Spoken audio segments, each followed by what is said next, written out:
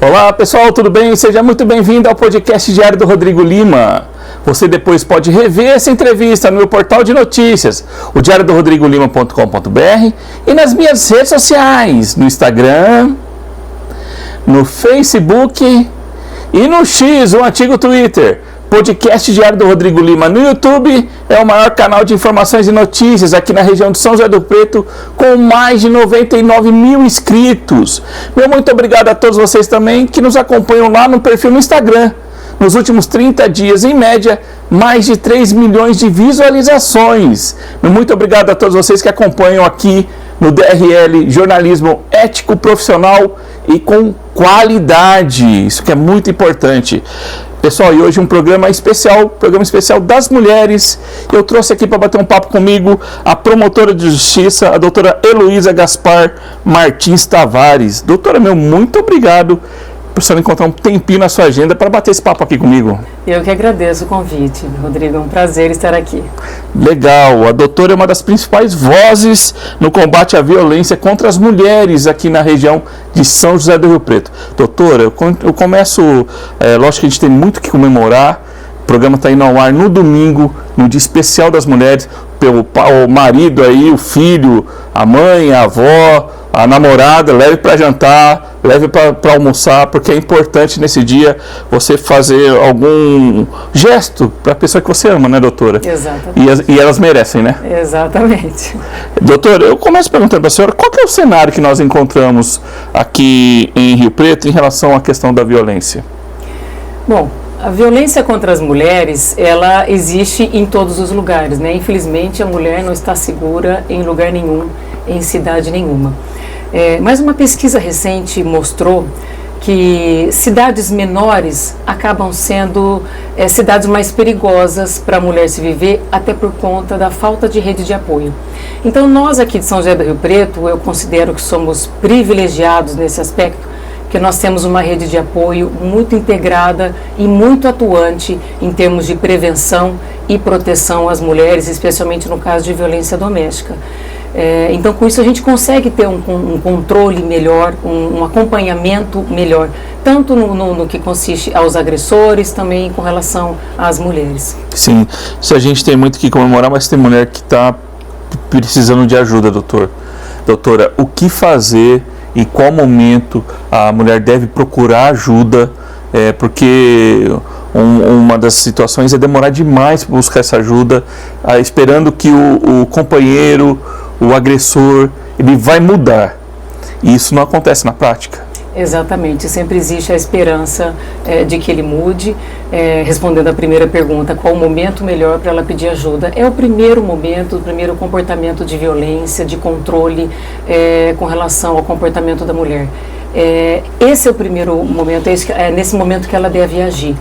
E infelizmente não é assim que acontece, porque ela tende a normalizar aquele comportamento agressivo e a culpar fatores externos, o trabalho, ou é porque bebeu, ou é porque está nervoso, ou ela mesmo se autoculpa pela violência que ela sofreu, ou ela teve um comportamento que desagradou, então ela acredita que se ela mudar o comportamento dela, ele não vai se tornar agressivo, então ela procura melhorar o seu próprio comportamento como uma maneira de evitar que a violência cresça, que a violência evolua. A questão dos filhos também é um fator muito importante que dificulta o pedido de ajuda, porque as mulheres acreditam que o homem precisa estar na casa ali para ajudar na criação dos filhos. Então, é um problema muito complexo, né? Então, por isso até que não existe uma resposta tão simples para a gente dar como solução para esse problema. Mas nada justifica a violência, né, doutor? Um ato de violência. Exatamente, e infelizmente é o que a gente acompanha diariamente nas audiências criminais. São homens, muitas vezes confessando que agrediu, foi agressivo com a companheira, mas sempre vem junto uma tentativa de justificar aquele comportamento, como se a mulher fosse culpada e merecesse a violência sofrida. É muito comum os homens, por exemplo, alegarem uma traição que muitas vezes não aconteceu, ou mesmo que tivesse acontecido, como se essa situação legitimasse um comportamento violento como se nós estivéssemos reavivando uma norma histórica que existiu já na história da humanidade, em uma época em que o homem tinha o direito de matar a mulher, se ele desconfiasse do adultério. Então, veja, isso aconteceu há mais de 2000 anos no mundo. E ainda hoje, os homens se sentem nesse direito de ser agressivos, de violentar as mulheres e tentam justificar esse comportamento, especialmente quando lida com o homem, né? Porque quem julga em Rio Preto é um homem, é um juiz, né, doutor Oceu. Então, a impressão que eu tenho é que eles olham para o doutor Oceu e ficam esperando, o senhor me entende, né? Eu agredi, mas é porque ela me traiu, ou porque eu peguei ela conversa com outro, ou porque ela teve comportamento A, B ou C, como se aquilo fosse uma justificativa e um motivo para uma eventual absolvição. Sim, o ciúmes é um veneno. E aí, somado à questão das redes sociais hoje, doutor, principalmente o aplicativo de mensagens, é uma bomba relógio, exatamente, né? A conversa no WhatsApp é uma questão que não é aquilo, a pessoa interpreta, né, muitas vezes, porque é fria, a letra é fria. Exato. E aí acontece muito problema, e a senhora pega muitos casos assim envolvendo o WhatsApp, principalmente. Envolvendo o celular, inclusive quebra de celular, furto de celular, roubo de celular, muitas brigas de casais envolvendo o celular. O pano de fundo acaba sendo o que você falou mesmo, é o ciúme. Porque a motivação da violência contra a mulher, o que sustenta a violência contra a mulher é a desigualdade de gênero, é essa disputa de poder que existe do homem com relação à mulher. E o pilar, segundo a antropologia, nós temos 2 pilares para essa desigualdade. Um deles é o ciúme. O ciúme é a necessidade do homem controlar a mulher a todo momento, então ele controla a rede social, ele quer a senha do celular, ele quer saber onde ela está. Muito comum homens querem que as mulheres liguem para ele no horário de almoço e filmem o lugar onde está para provar que ela realmente está no local de trabalho, que ela não saiu para sair com outro homem. É um controle, uma necessidade de controle excessivo com relação à mulher. E o outro pilar é a insubordinação, o que é muito comum também, a necessidade do homem ter o controle com relação à mulher, ter o domínio da mulher. Então, ele dita as ordens e ela deve obedecer. Ele que estabelece o comando e ela tem que cumprir. Então, ele tem necessidade de estabelecer essa hierarquia com a sua companheira ou ex-companheira, com a mulher com quem ele convive. São esses 2 pilares que sustentam a violência contra a mulher. Eu tive um caso recentemente que elucida, que exemplifica bem essa situação. O homem já tinha separado da esposa, já fazia uns 3 anos. E ele se deparou com a esposa na rua com outro homem. Quando ele viu aquela cena, ele agrediu a mulher, a ex-mulher e aquele homem. No dia da audiência, no seu interrogatório, ele é uma pessoa muito articulada, a gente percebe que até economicamente bem colocado na sociedade, falava muito bem, e ele dizia: eu sou contra a violência à mulher, eu nunca bati na minha esposa, eu tenho 2 filhas, os homens gostam muito de dizer isso, eu tenho 2 filhas, eu tenho mãe, eu tenho esposa, eu nunca bati em mulher, eu sou contra a agressão à mulher, um discurso muito bonito. Até que chega num ponto em que ele disse: o problema, juiz, é que eu via minha ex-companheira com outro. Ela nunca tinha se relacionado com ninguém depois que a gente se separou. E de repente ela começa um relacionamento sem me comunicar. Se ela tivesse me comunicado, eu não teria tido aquela reação. O problema é que ela não me comunicou. Então vejam, está bem aí estabelecido o comportamento de insubordinação.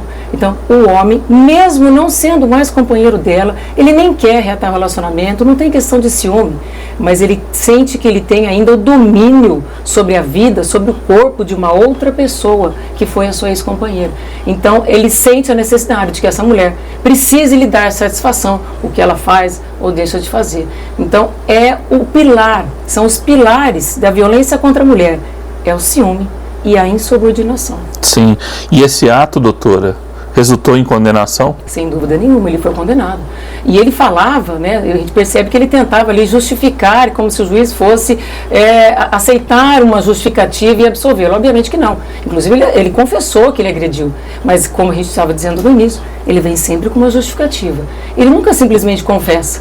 Ele confessa e traz junto uma justificativa. E a justificativa dele é o pilar da violência, do sentimento que ele tem com relação às mulheres. Inclusive, eu dei uma olhada nesse processo no Formulário Nacional de Avaliação de Risco, que é um documento que todas as mulheres devem preencher quando elas pedem protetiva e faz boletim de ocorrência. E ali elas relatam como é que era o relacionamento entre o casal, sinais de violência, etc. E ali eu pude perceber que durante o relacionamento ele tinha esse comportamento controlador e dominador. De fato, ele nunca tinha agredido ela durante o relacionamento. Mas não agrediu justamente por quê? Porque ela sempre cumpriu com as ordens que ele impôs, que ele estabeleceu. Uma mulher que viveu anos submissa àquele homem, sem direito à escolha, sem liberdade, justamente para quê? Para evitar que a violência acontecesse. Infelizmente, no mundo que nós vivemos, as mulheres, elas precisam aceitar, elas precisam dizer sim, como uma estratégia de sobrevivência, como uma estratégia para se proteger. Se elas aceitam, se elas dizem sim, elas não são violentadas, elas não são agredidas, elas não são mortas. Pode perceber que sempre que há violência é quando é uma mulher tentando dizer não, é uma mulher tentando manifestar a sua vontade e o seu desejo. Sim. Doutora, qual o perfil das vítimas aqui em São José do Rio Preto? São jovens? São mulheres de meia idade? São pessoas da melhor idade? Ou é um conjunto de todos? Tem tudo, namorados, companheiros, casados, aquele que dividiu a vida só que não casou, o amaziado, né, que diz antigamente. Exato. Qual que é o perfil dessa vítima?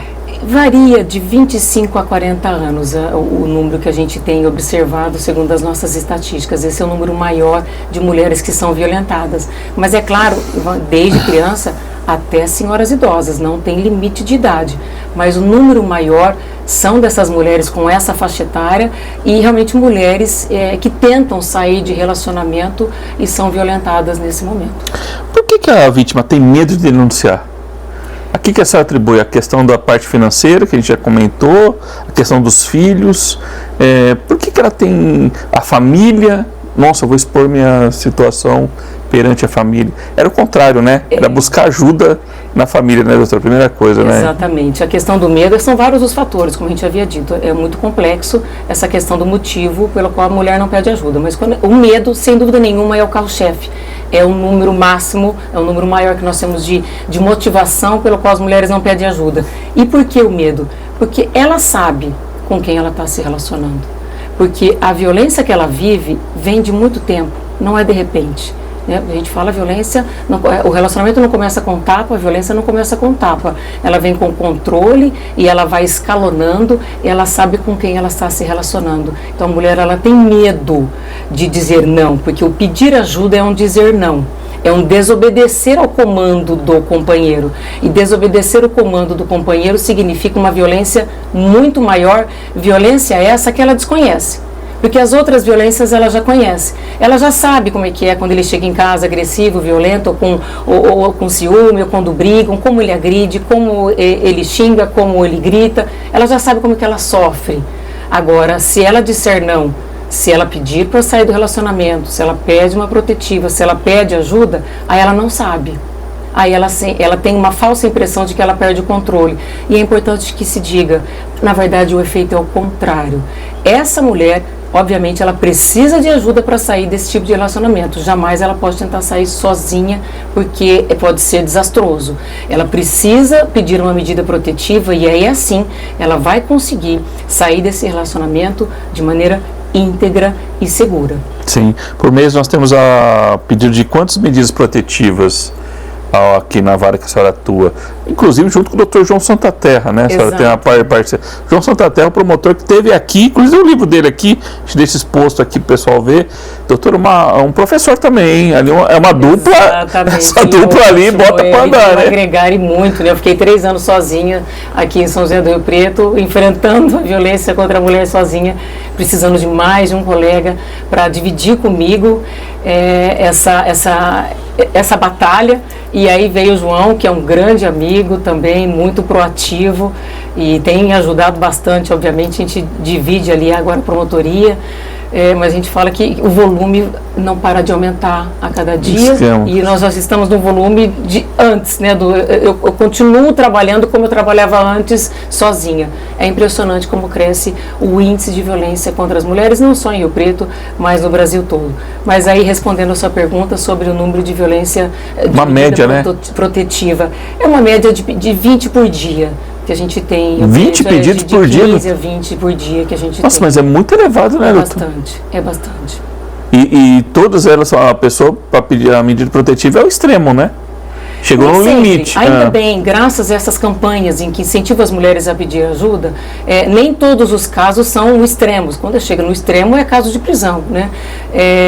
Muitas mulheres elas já conseguem identificar que vive um relacionamento abusivo, que ela sente medo, ela vai se separar e ela sabe que ele tem um comportamento mais violento, ela solicita protetiva e ela recebe a proteção do Estado. Que é importante que se diga, a Lei Maria da Penha não exige prova nenhuma para pedir medida protetiva, basta a palavra da mulher, a palavra fidedigna, uma versão obviamente lógica e coerente, o juiz é obrigado a conceder essa proteção.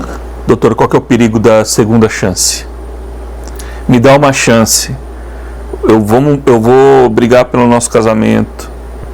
É um erro muito comum, esse é o principal erro que a mulher comete, doutor. Exatamente, é muito grave, porque aí ela vai escalonando a violência e entra no que nós chamamos de ciclo da violência, né? Hoje em dia todo mundo conhece essa expressão, que passa por 3 fases, que é a fase da tensão, ele chega agressivo, chega gritando, ainda não é com ela, mas ela sente que o ambiente está tenso, aí passa para agressão efetivamente, uma agressão verbal, uma agressão física, e aí vem a fase da lua de mel.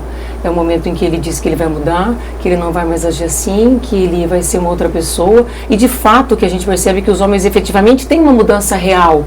Ele fala e muda, então ele passa a ir à igreja conforme ela pede, ele para de beber por uns dias, ele tem uma mudança de comportamento, só que ela é temporária. Porque internamente não houve uma mudança desse homem, enquanto não houver uma mudança interna nos padrões que ele tem dentro dele, não vai haver mudança de comportamento. E o que vai acontecer é que a cada vez que vem a violência, ela vem sempre de maneira mais intensa e mais gravosa. E isso a gente sempre fala para as mulheres, todos os meses, aqui no Fórum em São José do Rio Preto, que nós intimamos todas para comparecer no Salão do Júri, e aí explicamos muito para elas sobre essa questão, sobre o perigo de dar a segunda chance, principalmente num terreno pequeno do prazo da concessão da medida protetiva. E o que pode levar, infelizmente, ao feminicídio, né, doutor? Exatamente. Nós tivemos um caso recentemente que a mulher foi para uma outra cidade, aconteceu uma situação, veio aqui, recebeu o rapaz em casa e acabou acontecendo o feminicídio. Exato. E todo mundo no entorno avisando, olha, cuidado, mas diz que ela amava o rapaz, né? Existe e aí dependência emocional também. Então, essa dependência emocional, infelizmente a vítima... E o feminicídio é uma tristeza, né, doutora? Exato, é esse o grande perigo, e é por isso que a gente precisa dar apoio a essa mulher quando ela pede ajuda, né? Quando ela bate as portas do judiciário com pedido de protetiva, não fica somente no papel, só na protetiva. Existe um acolhimento efetivo, porque se a gente não trabalha com essa vítima, a tendência de fato é ela reatar o relacionamento, etc. E eu falo com muito orgulho que em São José do Rio Preto nós não temos nenhum caso de feminicídio de mulher com medida protetiva, então aqui a gente consegue dar efetiva proteção. Se eu não me engano, esse caso até que você está citando, que existia a protetiva, mas não estava válida, porque ela havia reatado o relacionamento durante a vigência da medida. Na vigência não, porque na verdade, quando o casal reata o relacionamento, ela deixa de existir. Eu até vi reportagens suas a respeito, achei muito bacana, que você foi muito honesto com relação a isso, né? Havia protetiva, mas ela reatou o relacionamento, ou seja, então não havia protetiva. Porque quando há proteção, realmente a gente consegue evitar o mal maior, que é o feminicídio. E a gente tem uma rede de defesa da mulher que é muito importante, que é a Guarda Municipal, tem a patrulha Maria da Penha, que tem inclusive o botão de emergência em casos em últimos casos, que é acionado e dá uma pronta resposta, né, doutor? Exatamente. Isso contribui muito, né? Demais, é o botão Mulher Segura. Um abraço pro pessoal da Guarda Municipal ainda, doutor, que é um apoio, né? Parceiros demais. Eles fazem visita a todas as mulheres que têm medida protetiva, às vezes visita virtual, porque às vezes não conseguem ir na casa, mas ou presencial, conforme o caso, mas eles acompanham o monitoramento. O monitoramento.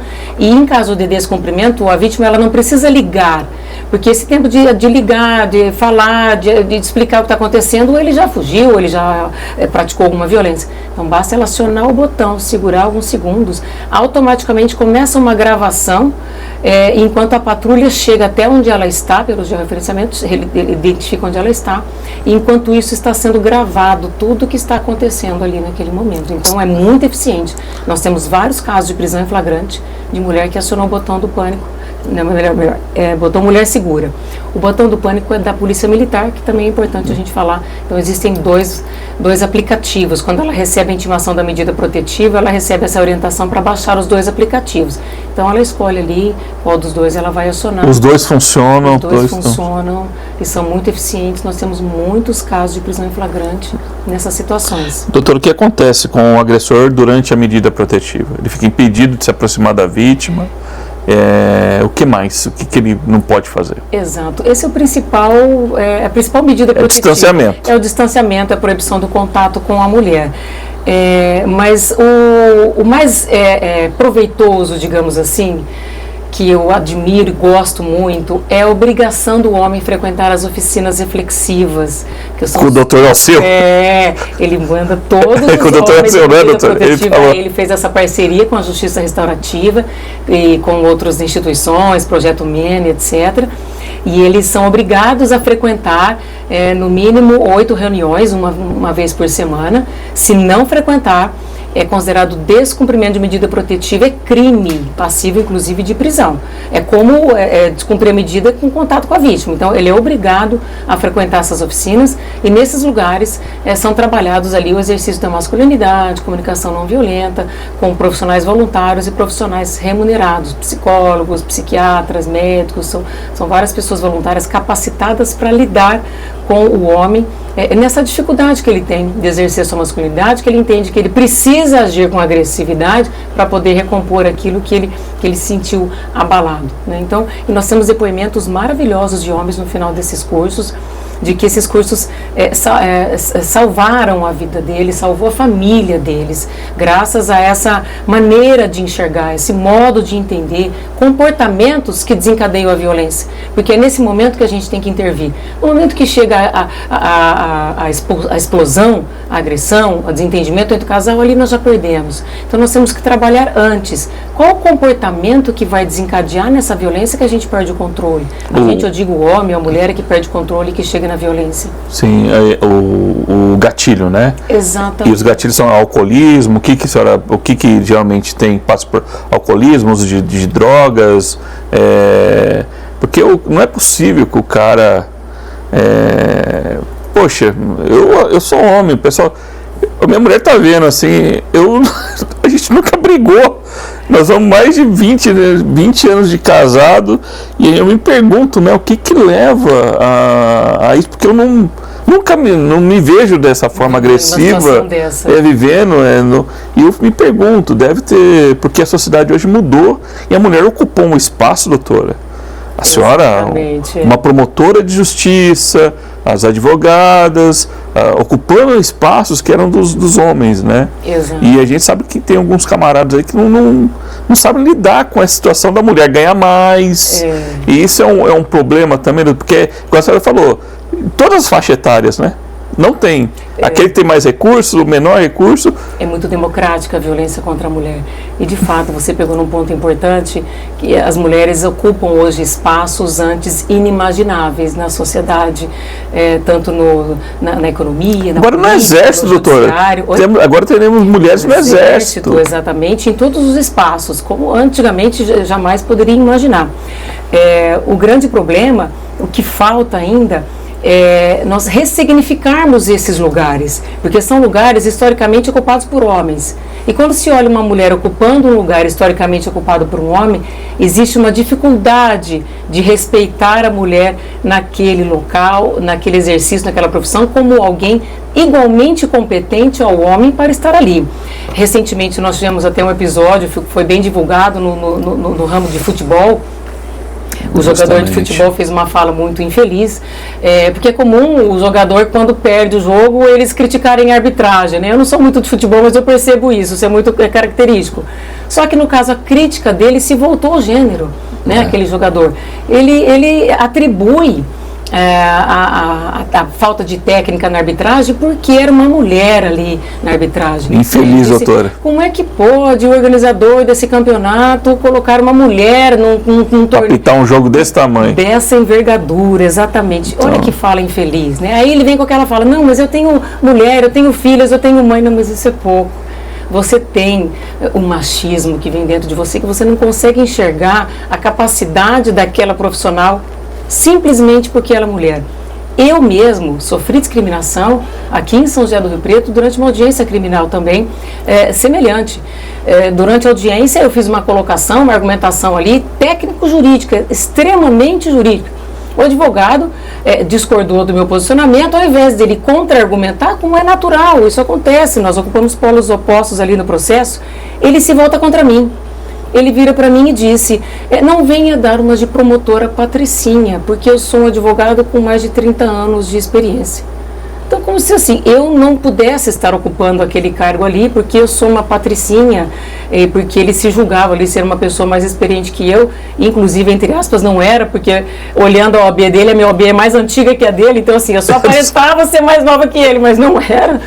Então, aquilo me surpreendeu. Obviamente, o juiz não chamou a atenção dele, aquilo foi um desacato, tomou as providências cabíveis. Oficializou a OAB, etc. Todas as providências foram tomadas com aquele advogado. Mas, para você ver a dificuldade dele me enxergar como uma promotora. Ele não concordou com o meu argumento, ao invés dele contra-argumentar, ele se volta contra mim, como se, por ser mulher, eu não poderia estar ali discordando dele. Doutor, e é uma situação que a senhora fala assim, não acredito que está acontecendo. É uma mulher que defende os direitos das mulheres, que enfrenta a violência contra as mulheres, exatamente comigo que isso aconteceu, e durante uma audiência na vara de violência. Na frente do magistrado. É para a gente entender que ninguém é imune.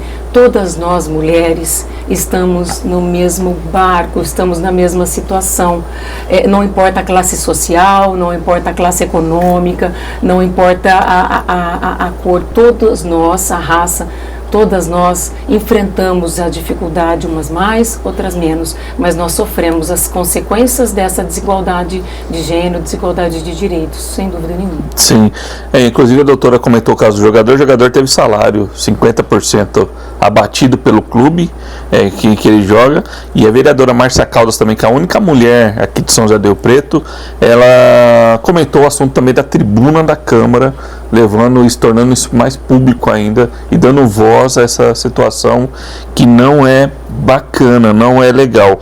Doutora, qual que é o perfil nós falamos sobre o perfil da vítima, qual o perfil do agressor? Você até comentou... Quem mora dentro da casa, quem que é aquele que agride? Sem dúvida nenhuma, é a relação doméstica, né?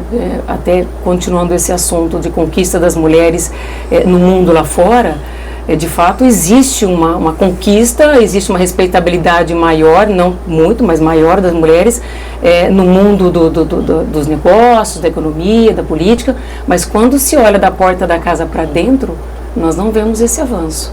Da porta da casa para dentro, ainda as relações são marcadas e muito pela desigualdade de divisão de responsabilidade, de tomada de decisão.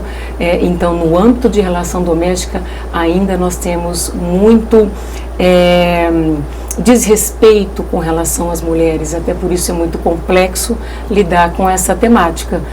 E aí, também aproveitando outro gancho que você falou da bebida, que seria um gatilho, de fato a bebida e a droga é um gatilho na violência contra a mulher, mas não é a causa, é importante que se diga isso. Pode ser um gatilho, mas não é a causa. O pano de gatilho, fundo, né? O pano de fundo continua sendo a violência de gênero, continua sendo a necessidade de controle e de poder com relação à mulher. Porque mesmo esse homem embriagado não é qualquer mulher que ele agride. No caso do filho com a mãe, o filho agride a mãe, mas não agride o pai. Ele está embriagado, ele está drogado, ele exige dinheiro de quem? Da mãe. Ele violenta a mãe, e não o pai. Então o problema desse homem, de fato, é com relação à figura feminina. Então a bebida não é causa de violência. Tá? A causa continua sendo a desigualdade de gênero. Sim. Doutora, independente de qualquer coisa, nós temos muito que comemorar essa data do dia 8 de março, aqui em São José do Rio Preto, na visão da senhora. A senhora que passou os últimos dias dando palestras, muito requisitada, doutora. Exato, bastante. É um reconhecimento do trabalho, né, doutora? Isso é bacana, né? Exato, legal, né? Eu gosto de falar e essas pessoas acho que gostam também de ouvir, que bom, e, enfim.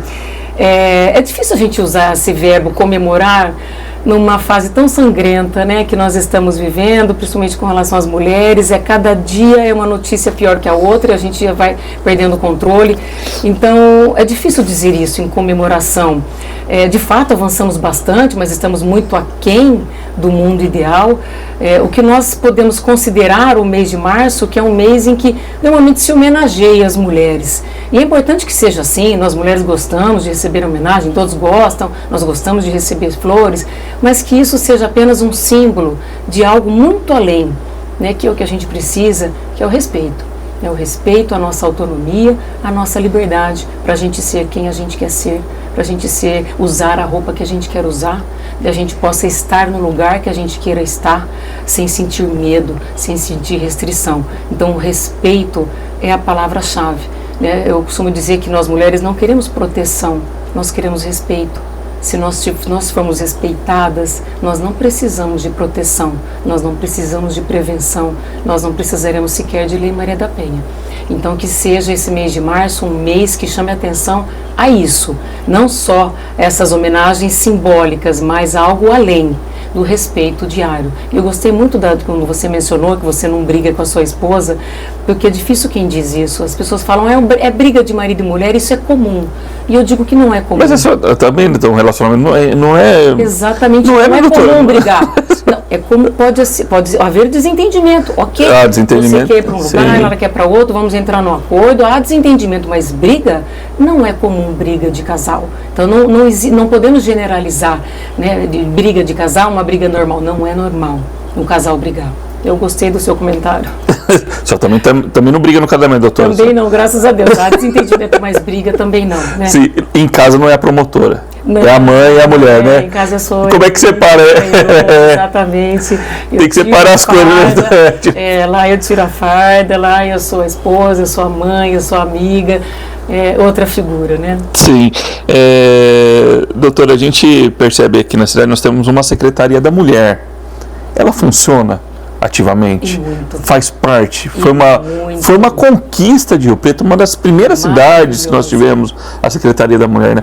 Um abraço para a Secretária da Mulher também, a Rosicler, que está acumulando a Secretaria de Educação. Essa é uma super mulher, hein? Exatamente. Como é que a senhora avalia o trabalho da Secretaria da Mulher? É um trabalho nota 10, nota 1000, na verdade. Elas são do governo do Coronel Fábio Cândido, né? Exatamente. O prefeito, ele tem um olhar, inclusive, muito atencioso a essa causa. Sempre que temos reuniões ali, ele sempre se mostra muito interessado e apoia todos os nossos eventos, as nossas ações. E a Secretária da Mulher é sobretudo. E não só em eventos, o que é mais importante é no dia a dia. Nós temos diálogos assim diários, a gente conversa muito, quase todos os dias, sobre várias situações de vítima que está em perigo, que precisa de ajuda. Nós temos um diálogo muito próximo com relação a isso. Então, uma rede que funciona graças a essa equipe que é comandada pela Secretaria da Mulher, psicóloga, ciência social. E dá para melhorar ainda mais, você acredita? Sempre dá, né? Junto com a Secretaria de Desenvolvimento Social, que faz o trabalho com as mulheres que vivem nas ruas, a gente percebe que tem algumas... Aí a questão da... Rua, nós temos isso, olha que triste. E eu percebo que nós temos algumas mulheres que estão perdendo para droga, né? Por a questão do vício.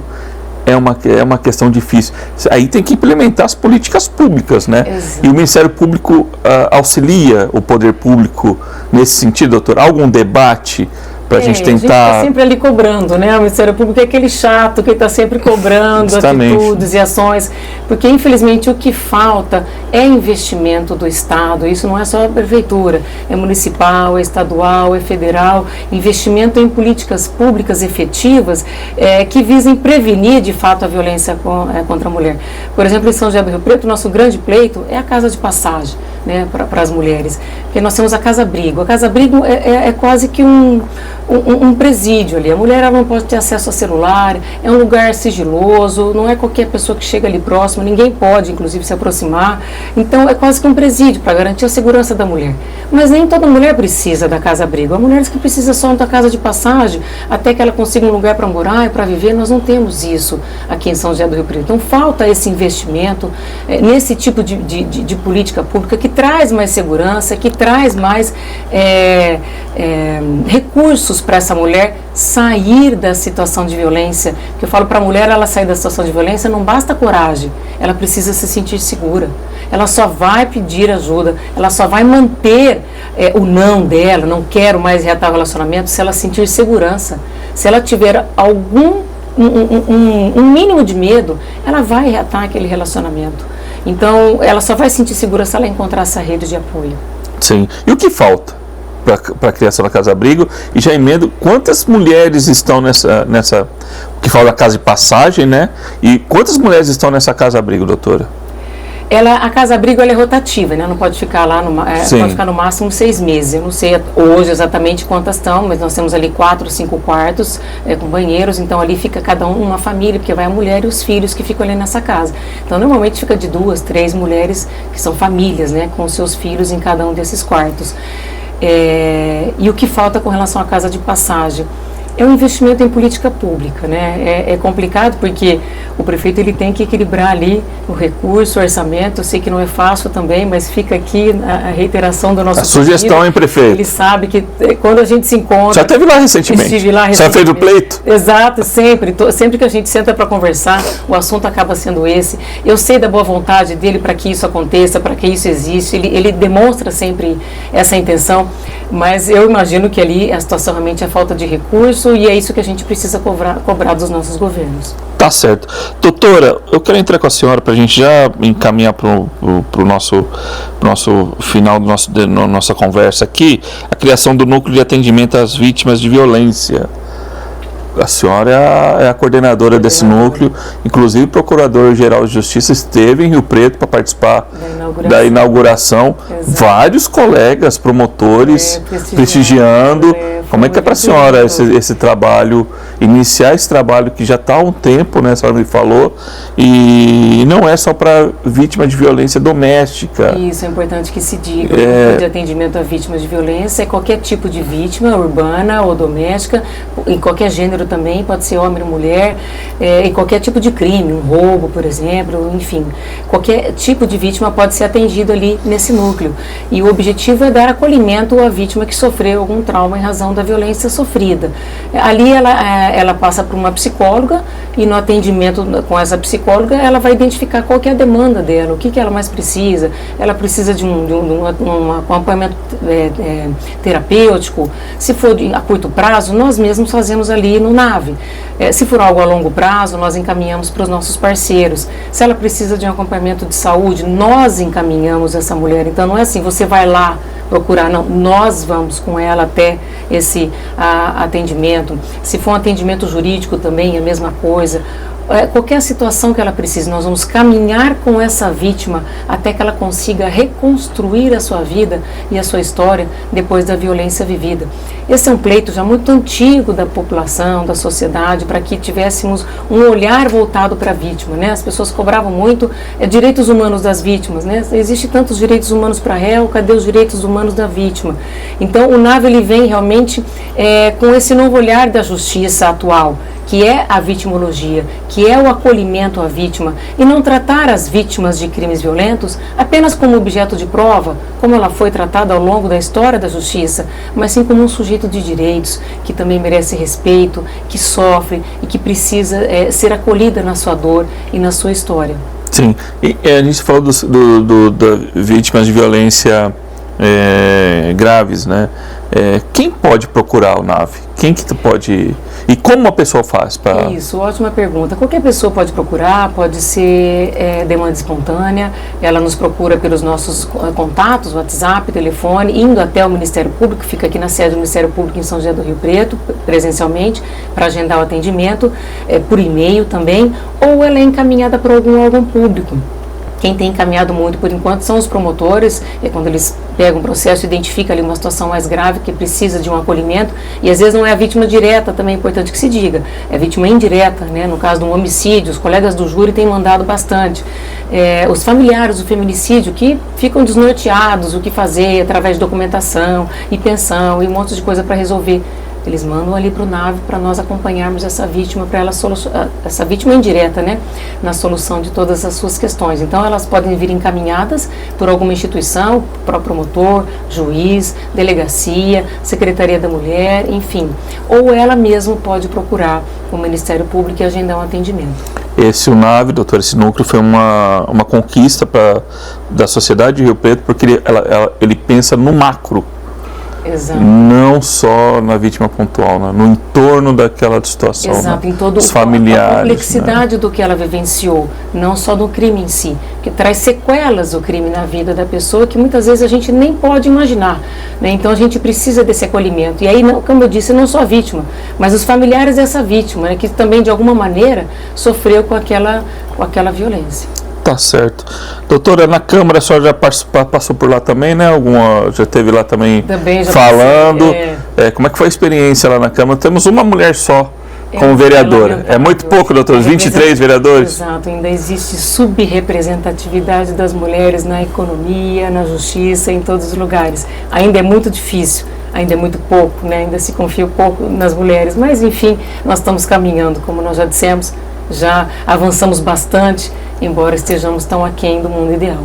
A legislação vigente, a senhora que trabalha no dia a dia, e os deputados da região, deputados federais, estaduais, estão nos assistindo. E a senhora tem um professor também lá do lado, Dr. João Santaterra, um estudioso também, né? Exato. Tem porque no dia a dia surge alguma ideia, olha, se essa de ideia de legislação, de modificação da legislação, vocês debatem isso entre si, tem como melhorar ainda mais alguma questão, doutor? Há sempre que melhorar em termos de proteção, o que eu costumo dizer, que é o nosso foco na atuação do enfrentamento à violência contra as mulheres. E eu vejo que as pessoas, do modo geral, a expectativa é no controle da criminalidade. Tem que aumentar a pena, enquanto não aumentar a pena, não vai diminuir esse número de crimes.